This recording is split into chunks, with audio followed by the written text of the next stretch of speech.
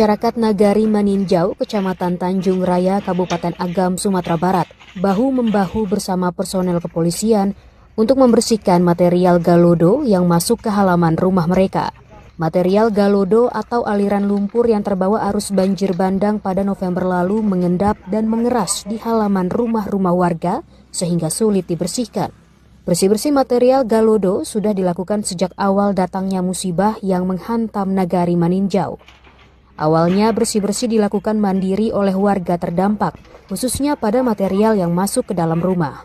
Namun sejak sebulan yang lalu, kegiatan bersih-bersih pun melibatkan aparat kepolisian yang berasal dari Polres Agam dan Polda Sumatera Barat. Lumpur masuk kebetulan kan itu tembok pembatas roboh. Air masuk sekitar 40 cm ke dalam, air bercampur lumpur ke dalam. Jadi yang dibersihkan hari ini adalah bekas-bekas lumpur yang sudah membeku dan jadi tanah, itu yang kita bongkar keluar.